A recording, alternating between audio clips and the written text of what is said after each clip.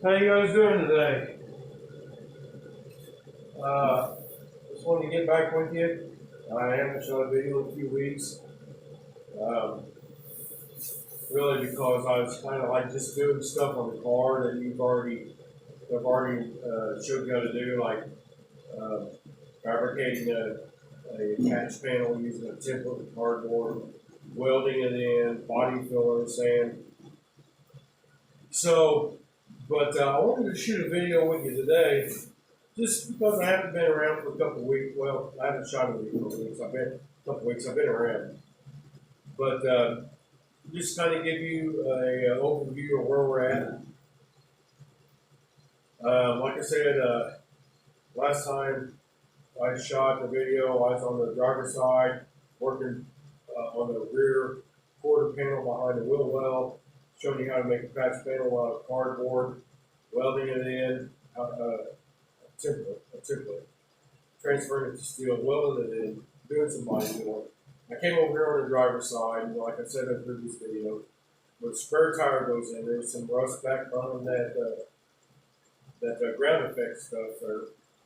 So I took the ground effect off and cut that rust out, welded new stuff in there, did the body filler. I sanded the whole car down, and I was going to and put a full coat of epoxy primer on it, cover the bare metal. Is what you really need to do. And then block that down, see if there's any low spots, like I showed you in the previous video, how you can use epoxy primer to block it down. Use it as a guide coat, because there's a color difference there. You can see where your low spots are, see where your density beams are. Use a good block, long block, so you can get a nice, good flat channel. So I did that with the whole car. And there's a few low spots on it, but not too bad. So what I did is I put 3 coats of high build poly primer surfacer on here. Again, I'm not trying to promote anybody's product, but this stuff has really worked well for me. I like it. It sands really, really super good.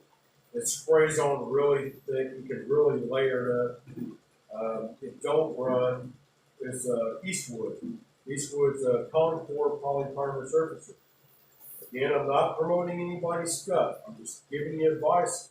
If you guys want something that works really well, it's basically a liquid body filler. You spray it on, and you can make the panels laser straight. You don't have any shrinkage to it. It has very little solvents in it. It's good stuff. So I'm not promoting it. Just telling you. So put 3 coats on here, and I got the front fenders sanded. And I got them body lines crisp, man. They look good. They look good. Along with this door. Now this door, I had a problem, and I wanted to explain it to you, and I want to show you how I corrected it, and not show you because it's already done. Explain to you how I corrected it. When I sprayed the 3 coats on there, and I started sanding. And again, I showed you, sand up to the body line. Don't go over it. Don't roll over it because you're going to make low spots. Sand up to it, and kind of fade off of it, both sides. It's going to make your body line real nice and crisp. Do that on both sides, kind of come up. Well, when I was doing that, I found out that like right here on this door, I had like a little wiggly off. Kind of offset, just kind of whoop, swirl. So like, whoa, where the hell did that come from? I didn't see it when I put the first coat on. Now keep in mind, I showed you before in the video, I put 1 coat on here, and I blocked it all down. I was working these body lines, and I didn't notice it until I put these other 3 on here. And I started sanding it, and I was looking down the body line. I'm like, you can see it, plain as bad. So what I did, and sometimes on these body lines, it's really hard to see where the peak of that body line is. So use your best judgment. Get your tape on the peak to peak. Stretch your tape out there and tape it down. And work, like I said, don't roll over the tape. Of course, your tape's there to protect anything on your side. Just kind of sand off of it. Just kind of float off of it. do that, peel your tape off, put new tape on the other side. It took me 3 times to do that. Finally, I got that little swirl out of there because this is getting a black paint job. If you have a little swirl, if you got any waves in your panels, it's going to tell on you, man. It's going to be like, you know, it's going to show. You're going to see it pretty quick. But black is a sexy paint job, man. Black is just, I love it. It's like glass, man. If you paint it right, and you don't got no ripples in it, and your body work's done, and you clear coat it, and you cut and polish it. I mean, it reflects everything. It's just awesome. I love it. I love black. I'm just telling you. So, but the downside of that, having a black paint job, it takes a lot of extra work. You just can't, throw primer on here and, sand it and throw white or any kind of light color on here because these colors will hide a lot of waves and little dips that you missed and whatnot. Black will tell on. So, but it's funny because, like, if you go with a lighter color, if you go with a lighter paint and your gaps, it will show your gaps. It'll show your door gaps, it'll show your hood gaps. And if you don't get your gaps really, really good, a lighter paint job will tell on you. And black's the other way. A lighter color will hide any dips or waves in a good long solid panel. But black, if you go with the darker color, black or dark red, like a black cherry red, anything that's dark, it'll hide them door gaps if they're not consistent, but it'll tell on you with a big flat panel. It'll show waves and dips, a little ding that you may have forgot. And again, like I told you on previous videos, I showed you how to really block sand this. I even had like a big paddle sander, sanding it, and this was before any primer, just getting the clear coat and roll paint off. And it'll show any dips, any door dings, or any low spots. And then you can go in there, hit it with some body filler, try to smooth it out best you can. Then you can go with your first round of high build poly primer, sand it all down, and see if you got any more low spots. If you know, you're good, man.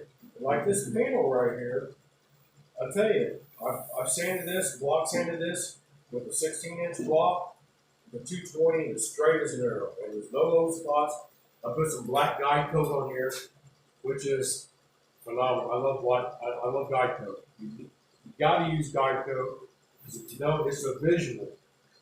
Your eyes are seeing anything that you may have missed otherwise. It's just you really need to use it. Spend some money, get guide coat when you're using this stuff, and block sand it. And I block sanded it. All the guide coat's gone. I had a few low spots. When you got a little low spot or whatever, keep working it. You got enough body filler on there to work that panel out straight. The stuff sprays on thick.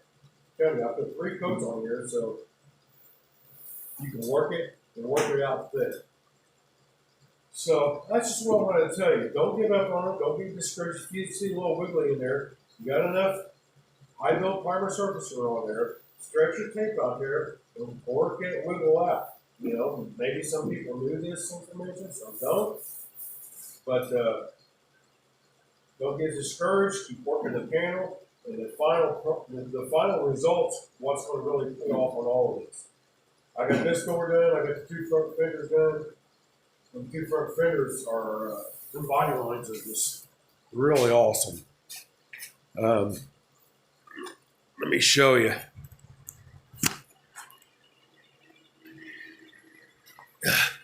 How crisp and straight them body lines are. Now, when you get this on the car and you get a black paint job on it, look how clean the wheel arch is. And crisp. And this back one. When you get a black paint job on this, and you go to, it's going to stand out and it's going to look really, really good. Look from this body line, how it transitions into the wheel well. Take your time and do it nice. And here's the car. I got some black guide coat on there. As you can see, I haven't blocked this yet. I got to work on this body line. And there's a little body line right here. You can't even see that body line.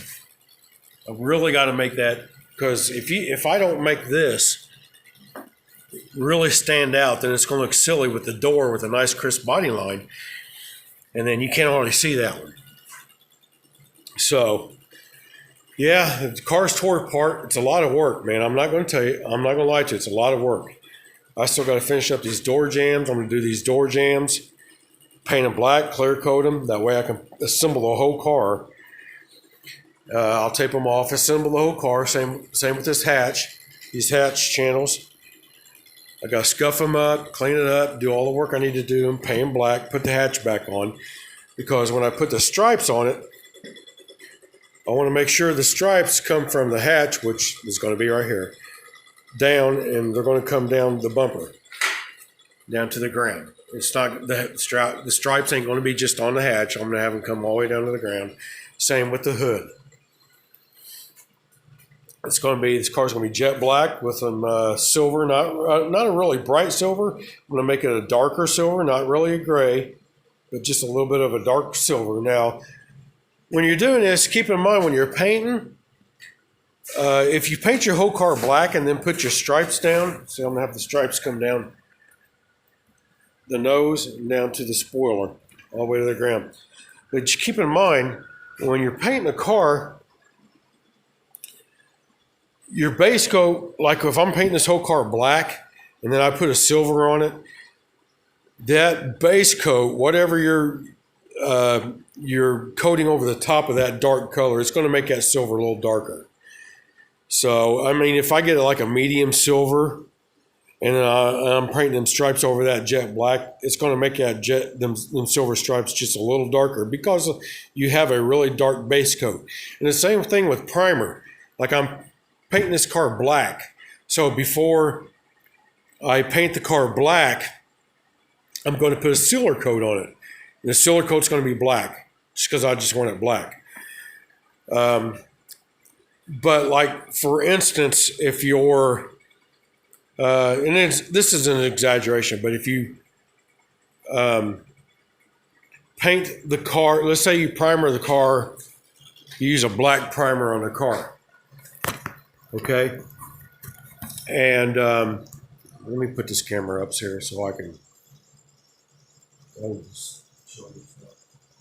But like, let's say for an example, it's an exaggeration, but it's just an example. You primer the whole car black, then you paint it silver.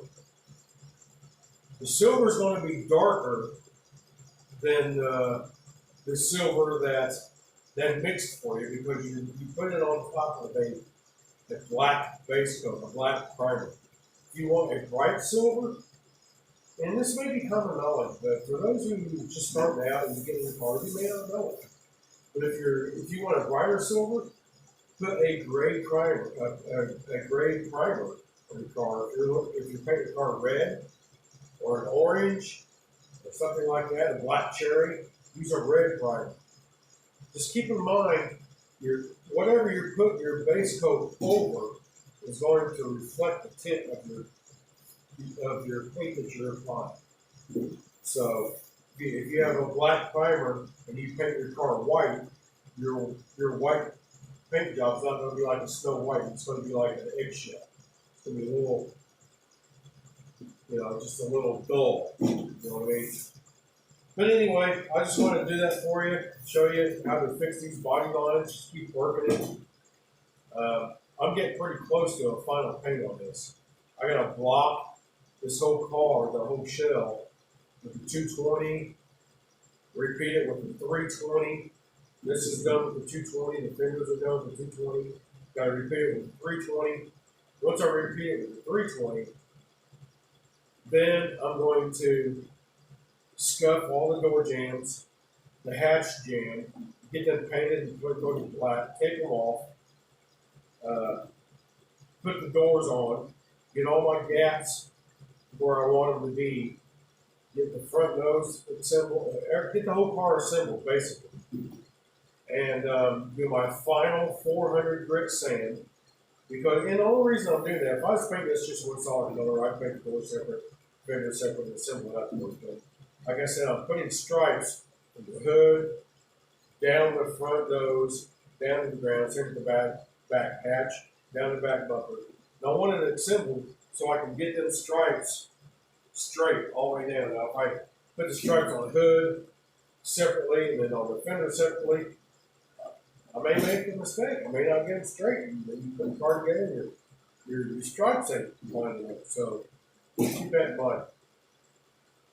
Then again, all of this is just blocking, getting it done. So I think the next video I'm going to do is when I get on the hood, like I promised a couple of weeks ago, and we're going to do that cowl reduction hood. I'm going to show you some welding tips, fabrication tips, and hopefully you guys like it. But anyway, if you're watching the video, hit like and subscribe, and we know what you guys are thinking about it. All right, I'll talk to you all later.